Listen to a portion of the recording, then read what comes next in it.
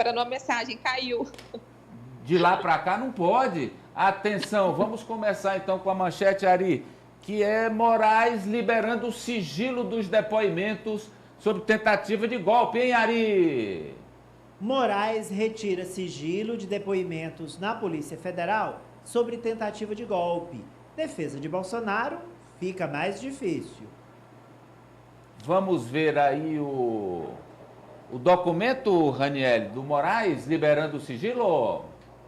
Vamos ver, sim. Amadeu, a justificativa dele para liberar, né? 27 depoimentos ao total. Vamos ver.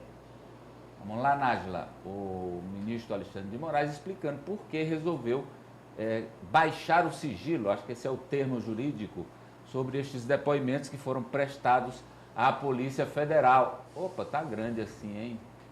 Aí é o do Moraes aí? Não, acho que não, hein? Haja leitura dinâmica. Não, aí não é o do Moraes, não. Basta ler só as duas primeiras linhas, porque o resto, Amadeu, são os nomes dos que ele liberou o sigilo. Por favor, você tem aí, Raniel, leia, enquanto a gente põe aqui na tela. Realmente nós não reservamos. Ficou pedido separação do texto do Moraes, mas nós não temos. Vai aí. Tenho sim. Olha, de acordo com o ministro, despacho, na data de hoje, tá ele aí, diz o seguinte... Tá aí, Ari, vai lá. Diante de inúmeras publicações jornalísticas com informações incompletas sobre os depoimentos prestados à autoridade policial aí ele lista todo mundo, certo. Torno públicas as oitivas realizadas. Cumpra-se, Alexandre de Moraes. Então foi isso. Como começou a vazar aqui e acolá na mídia trechos dos depoimentos, ele disse, olha, se muita gente já está vazando um pedaço aqui, um pedaço ali, está aqui o todo para que não restem dúvidas sobre o que eles falaram à Polícia Federal. E aí a Raniel teve acesso a todos os depoimentos, só que isso foi feito há poucos minutos. Esse documento do Supremo chegou às nossas mãos há poucos minutos. Então a gente foi garimpando rapidamente, já que o programa ia entrar no ar, alguns trechos que consideramos os mais importantes. Vamos lá, Raniel. Pois é, Amadeu, o que chama mais a atenção, de acordo com a própria Polícia Federal, inclusive ali no seu relatório, é que os dois ex-comandantes, tanto do Exército, Freire Gomes, quanto da Aeronáutica, Carlos Batista Júnior, eles resistiram à tentativa de golpe, mas eles podem ser punidos por omissão. E você vai ver agora um trecho em que o Carlos Batista Júnior, ele fala que Freire Gomes ameaçou Bolsonaro dar voz de prisão caso ele tentasse essa ruptura institucional. Vamos ver esse trecho. Temos aí, vamos lá? Olha aí, Ari. Depois de o presidente da República, Jair Bolsonaro, aventar a hipótese de atentar contra o regime democrático por meio de algum instituto previsto na Constituição, GLO, o Estado de Defesa ou Estado de Sítio, o então comandante do Exército, general Freire Gomes, afirmou que, caso tentasse tal ato, teria que prender o presidente da República. Olha, Amadeu, só complementando as informações, no dia 1º de março, que foi a data do depoimento do Freire Gomes à Polícia Federal, ele confirmou que aquele documento que foi encontrado na casa do ex-ministro da Justiça e Segurança Pública, Anderson Torres, em que pedia a intervenção do Tribunal Superior Eleitoral com o estado de defesa para novas eleições, foi o mesmo documento apresentado por, no mínimo 2 vezes, por Bolsonaro aos comandantes das forças em 2 reuniões, uma no dia 7 de dezembro no Palácio da Alvorada e outra no dia 14 de dezembro na sede do Ministério da Defesa por Paulo Sérgio Nogueira, que era o comandante anterior a Freire Gomes. Já pensou se fosse Paulo Sérgio como comandante do Exército e Braga Neto na Defesa? Olha só, você tem a situação aonde tanto o comandante do Exército, o general Freire Gomes, quanto o comandante da Marinha, o almirante Batista, quanto o... Da Aeronáutica, Amadeu. Da Marinha foi o único que dispôs as tropas. Até porque no caso, almirante é aeronáutica. Almirante... Sim. é a aeronáutica. Está aí o almirante Batista. Então, só começando de novo. Freire Gomes, Batista e Mauro Cid, os três corroboram a mesma informação de que Bolsonaro levou a minuta aos generais. Uma minuta que previa medidas extremas, fora da Constituição, porque previam prisão de ministro do Supremo e realização de novas eleições. E a não posse do presidente eleito, porque nesse período já havia o povo se manifestado eleitoralmente a favor do presidente Lula. Então, quer dizer, são 3 depoimentos de 2 ex-comandantes das forças, um do Exército, outro da Aeronáutica e o tenente-coronel Mauro Cid, que era o ajudante de ordens, o faz-tudo de Bolsonaro. São 3 depoimentos muito contundentes e muito pesados, que dificultam agora ainda mais a defesa do ex-presidente Bolsonaro. E aí eu quero... Amadeu, pois não, Ranieri. Eu complemento, antes de você passar para os comentários, a presença de 2 outras pessoas que eles confirmaram nos depoimentos. O do ex-ministro Anderson Torres. Os ex-comandantes falaram que Anderson Torres estava presente nessas reuniões porque ele era como um assessor jurídico, entre aspas, né, claro, do presidente da República, dizendo ali nos termos jurídicos o que podia ou não podia nessa minuta golpista. E também do Felipe Martins, o ex-assessor para assuntos internacionais, que foi quem entregou esse documento durante a reunião e depois se retirou. E só para lembrar, coloca aí de novo a foto do ex-comandante da Aeronáutica, Carlos Alberto Batista. Batista, esse aí, era um bolsonarista. Inclusive, quer dizer, durante a eleição, né, ele chegou a fazer postagens favoráveis ao ex-presidente Bolsonaro, críticas ao presidente Lula, críticas ao PT. Ele era um entusiasta da reeleição de Bolsonaro, mas a partir do momento em que o povo falou nas urnas, ele se resguardou a posição de militar e foi um dos que barrou o golpe. Claramente, essas mensagens trazem isso, que Freire Gomes, pelo Exército, e Batista, pela Aeronáutica, foram arietes contra as pretensões do golpe. Apenas Garnier, né? Almir Garnier na Marinha é que seguiu com a trama. Agora eu quero ouvir... Amadeu, só a última informação, porque é importante, que a gente falou aqui já dos fatos, mas é importante destacar um trecho desse depoimento do Carlos Batista Júnior, tenente brigadeiro, porque ele diz o seguinte: ele é questionado pelos investigadores se por acaso o comandante do Exército não tivesse topado o golpe. Se tivesse topado o golpe, aí ele confirma que o golpe só não aconteceu porque Freire Gomes não aceitou a investida. E o general Heleno, que também fazia parte lá da trama, segundo o Batista, ficou atônito ao confrontar-se com a informação, né, de que Batista não iria aderir ao golpe. Exatamente imaginando que aquele Batista bolsonarista da campanha ia virar a mesa. Mas aí o Batista honrou a farda. Vamos agora, eu quero ouvi-los, começo com você, Cíntia. Amadeu, quando a gente começa a ver os depoimentos, estão lá, foram liberados pelo Alexandre de Moraes, estão disponibilizados, inclusive, lá pelo Supremo Tribunal, no site. A gente, é tão irônico que eu queria começar meu comentário falando isso. Os especialistas hoje estão dizendo que há elementos para justificar uma prisão de Bolsonaro, principalmente pelo depoimento dos militares. A ironia mora exatamente aí. Bolsonaro queria dar um golpe com os militares. E se Bolsonaro for preso, ou pelo menos o que a gente vê a princípio, né, numa leitura dinâmica inicial, o que pode derrubar Bolsonaro são os depoimentos dos militares.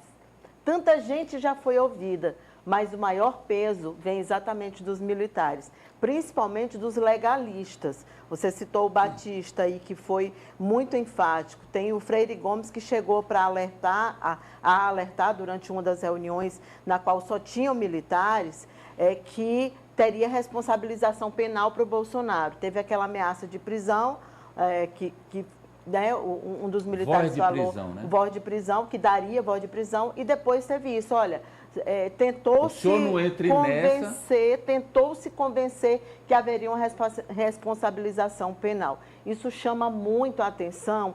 E tem outro aspecto também, Amadeu, é bem teatral a história toda, porque ao liberar isso para a opinião pública, o ministro Alexandre de Moraes, ele, no meu ponto de vista, ele coloca, sabe, uma pá de cal em todo questionamento sobre um eventual desdobramento referente à prisão de Bolsonaro.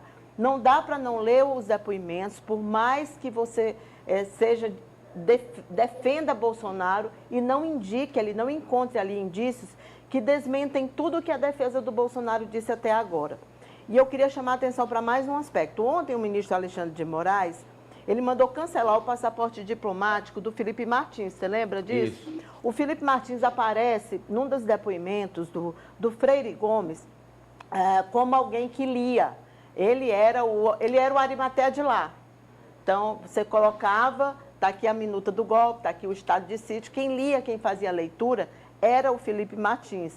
Salvo engano, era assessor internacional, né, do Bolsonaro na época. E ele fazia essa leitura. E me chamou a atenção ontem que o Alexandre de Moraes mandou cancelar o passaporte diplomático dele. Eu acho que a gente pode esperar, sim, para os próximos dias que sejam decretadas prisões, inclusive do Felipe Martins, porque o indicativo, e há elementos suficientes dentro do... Isso aí, a gente ouve juristas dizerem isso, a gente lê bastante sobre juristas de diversos espectros ideológicos, dizendo que há, nesse momento, elementos. Carla Zambelli, que aparece aí, também foi mencionada. É impressionante, né? Foi golpe, foi tentativa de golpe, foi coisa errada, aparece a Carla Zambelli. Ela queria cobrando pedir, do Batista. Cobrando. Batista, não deixe o presidente Bolsonaro nas mãos. Não abandone Bolsonaro. Não tem o jeito Dê o seu jeito. Dê o seu jeito, não deixe o presidente E aí o Bolsonaro sozinho. não farei, e o Batista,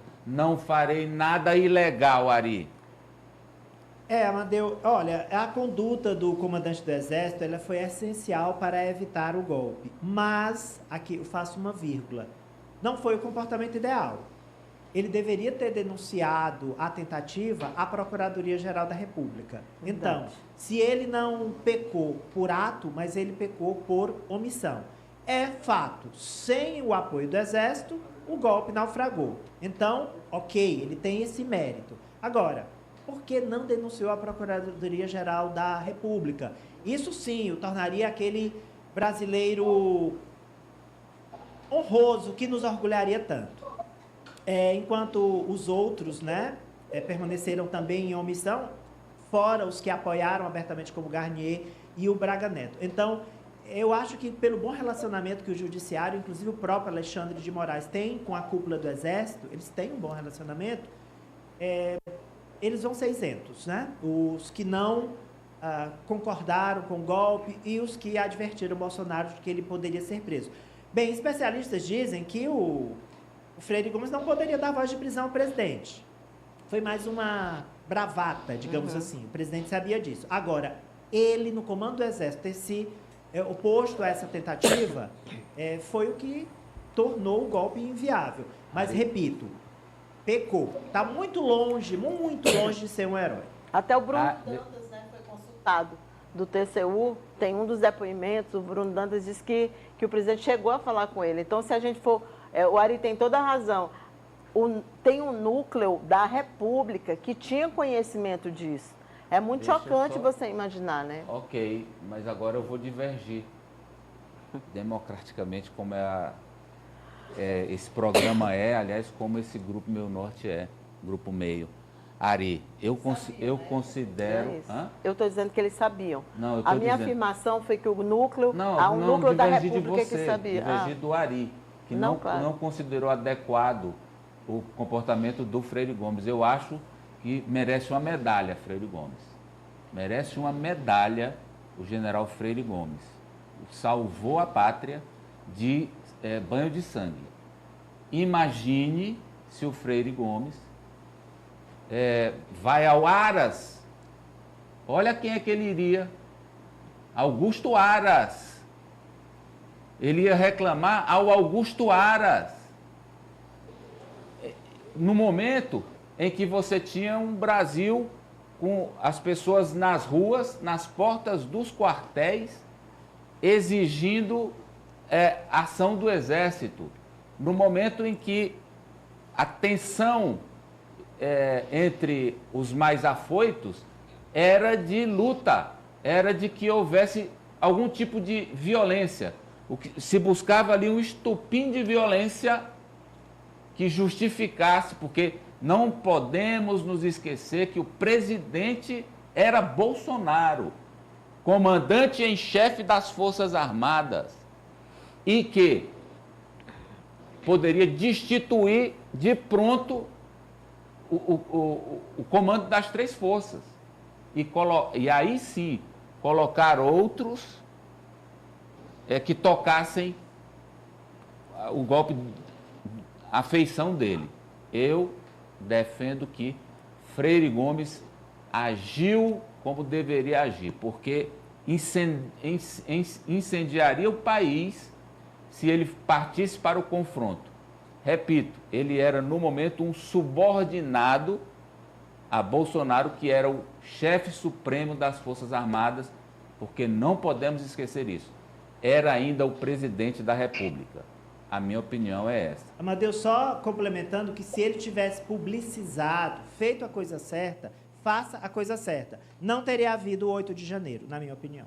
O 8 de janeiro teria sido antecipado. Talvez não tivesse nem posse do Lula. Pois é, nesse caso eu entendo o que o Amadeu quis dizer. Nem a posse do Lula nós teríamos, porque poderia haver a violência nas ruas, e aí o Bolsonaro estaria perfeitamente ancorado para chamar uma GLO. Aí sim, tem guerra, tem violência na rua, vamos pedir para o Exército para garantia de lei e ordem, mas é um exército novo, não é do Freire Gomes, nem do Batista, nem desse aí. Acho que o Freire Gomes foi corporativista apenas. É um novo comando. E aí ele poria as pessoas alinhadas ao que ele pretendia, ao objetivo dele.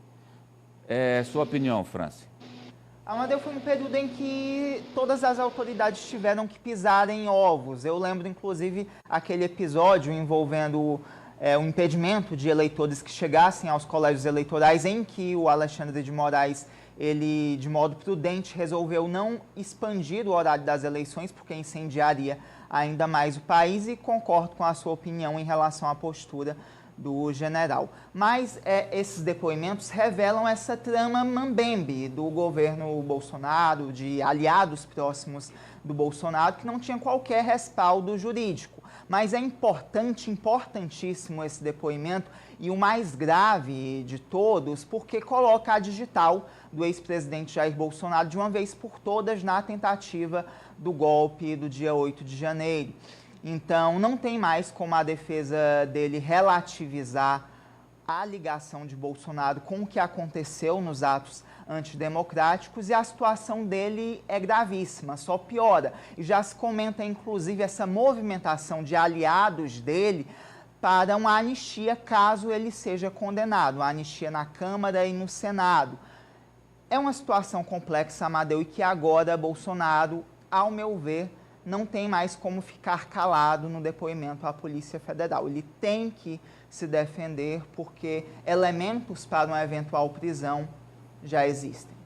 Mas também isso aqui, o Moraes, eu duvido, quer dizer, quem sou eu para duvidar do presidente do Supremo, mas da forma como ele está conduzindo o processo, a tendência clara é de que só depois do trânsito em julgado de uma decisão colegiada do Supremo, se Bolsonaro for condenado, aí sim é que nós poderíamos ter a prisão dele. Antes disso, a chance é zero na minha visão. Pois não, Apoliana? Já que meus colegas foram tão bem completos ao avaliar essa questão, quero acrescentar, a Cíntia falou desse entorno que está ajudando, né, a delatar Bolsonaro, colocar essa digital dele no processo, o Valdemar da Costa Neto, presidente do PL, depoimento também dele que teve o sigilo levantado pelo ministro Alexandre de Moraes, que confirmou a contratação daquele Instituto Voto Legal, né, por R$1 milhão, e também no depoimento ele admite que depois que o relatório foi divulgado, o instituto esse que foi contratado para fazer a fiscalização do processo eleitoral, fazer o levantamento, né, para tentar identificar algum tipo de fraude no processo eleitoral, o que o Valdemar diz é que deputados do PL e o próprio Jair Messias Bolsonaro o pressionaram para ajuizar uma ação junto ao Tribunal Superior Eleitoral para questionar o resultado das urnas. Então, é mais um aliado que está aí ajudando a colocar esse Bolsonaro dentro dessa trama golpista que a gente testemunha no nosso país. Mais informações, Raniele? Não, é isso. Isso também estava claro nesse sigilo que foi quebrado. O Valdemar confirma que foi pressionado para contratar essa empresa para auditoria, ingressou com a ação no TSE e depois foi multado, R$22 milhões, exatamente por questionar isso. A gente lembra que o depoimento dele foi longo e a gente, né, já especulava que ele teria colaborado com alguma coisa nessa linha de investigação da PF, mas ele também pode estar falando isso para simplesmente tentar se livrar dessa acusação de apoiar essa tentativa de golpe, Amadeu. Teremos mais informações e detalhes destes depoimentos no meunorte.com. Pois não, Raniele? Não, pode seguir. Então, vamos seguir, ainda tratando de tentativa de golpe. Primeiro réu absolvido, primeiro réu do 8 de janeiro.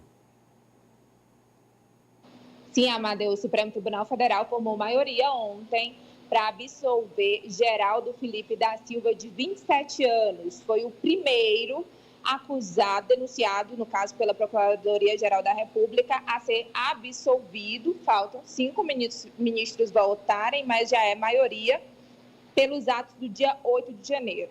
Ele é serralheiro, estava aqui em Brasília em situação de rua quando se aproximou da manifestação e foi preso ali. Inclusive, os policiais falaram que ele participou da destruição de uma viatura da polícia. Ele foi preso no local, ele foi até ameaçado na época de ser petista, de estar infiltrado. Os policiais até meio que salvaram ele ao prendê-lo, mas ele passou 11 meses na cadeia. E a PGR, depois que a advogada de defesa dele, que agiu de forma voluntária, disse que não havia provas de que ele fazia parte do grupo, voltou atrás e pediu a absolvição dele. E o ministro Alexandre de Moraes confirmou, dizendo que não havia provas que levassem ali a condenação por tentativa de golpe de Estado e abolição violenta ao Estado Democrático de Direito. Vamos agora para a manchete da Raniele, Ari.